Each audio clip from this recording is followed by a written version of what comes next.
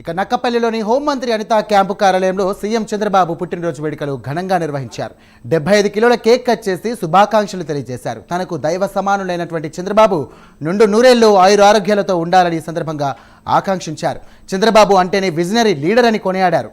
చంద్రబాబుతో పనిచేయడం చాలా సంతోషంగా ఉందని ఈ సందర్భంగా ఆమె తెలియజేశారు. భావితరాల భవిష్యత్తు కోసం అలుపెరగని పోరాటం చేస్తున్నారని ఈ సందర్భంగా వారు చెప్పుకొచ్చారు.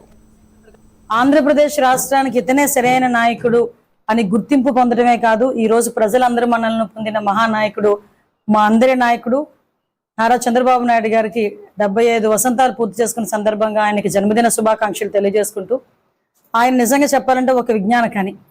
ఆయన రాజకీయ దురంధరుడు అనాలన్నా, రాజకీయ చాణక్యుడు అనాలన్నా ఆయన్నే మనం ఎగ్జాంపుల్గా చూపించుకునే పరిస్థితి కనిపిస్తూ ఉంది. ఎన్నో అవాంతరాలు ఎదుర్కొని, ఎన్నో ఉపద్రవాలు ఎదుర్కొని, ఎన్నో అవమానాలు ఎదుర్కొని ఈ రోజుకి కూడా చెక్కు చెదరని చిరునవ్వుతో ఆయన చేస్తున్న పరిపాలన ఈ రోజు రాష్ట్ర ప్రజలందరూ కూడా చూశారు. ఆయన ప్రతిపక్ష నాయకుడిగా ఉండేటప్పుడు కూడా రాష్ట్ర ప్రజలు ఎవరైనా కష్టాల్లో ఉంటే ముందుకొచ్చి వాళ్ళందరికీ కూడా హస్తం అందించిన వ్యక్తి. అప్పుడు కర్నూలులోని వరదలు కాకినాడలో వరదలు జరిగినప్పుడు, కోనసీమలో వరదలు జరిగినప్పుడు కూడా ఆయన ప్రతిపక్షంలో ఉన్నప్పటికీ కూడా సుమారుగా అప్పట్లోనే 5 కోట్ల విలువైన భోజన సామాగ్రి, బట్టలు అవన్నీ కూడా పంచిపెట్టిన పరిస్థితి.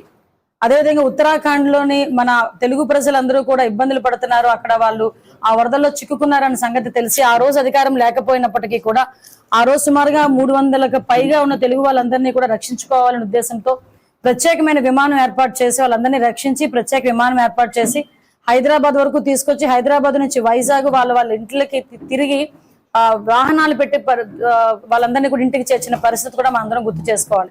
ఇంకా అధికారంకి వచ్చిన తర్వాత అయితే ఆయన ఎన్నో హడిల్స్ ని ఎదుర్కొన్నారు, అదేవిధంగా ఎన్నో డిజాస్టర్స్ ఆయన ఎదుర్కొన్నారు.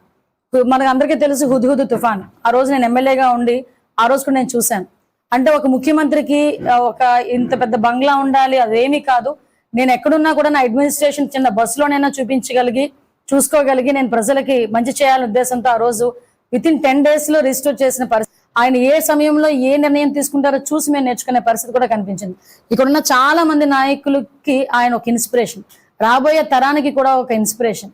2020 విజన్ అంటే ఏంటి, విజన్ అని నవ్విన వాళ్ళందరూ కూడా ఈ రోజు ముక్కును వేలేసుకునే పరిస్థితి. అదే సైబరాబాద్ లోని, హైదరాబాద్ లోని కూడా ఈ రోజు అది చూస్తే మనం ఆంధ్రప్రదేశ్ లో ఉన్నామా లేకపోతే అక్కడ ఫారిన్ కంట్రీలో ఉన్నామా అన్న తలంపు వచ్చే పరిస్థితులు ఆ రోజు కనిపించింది.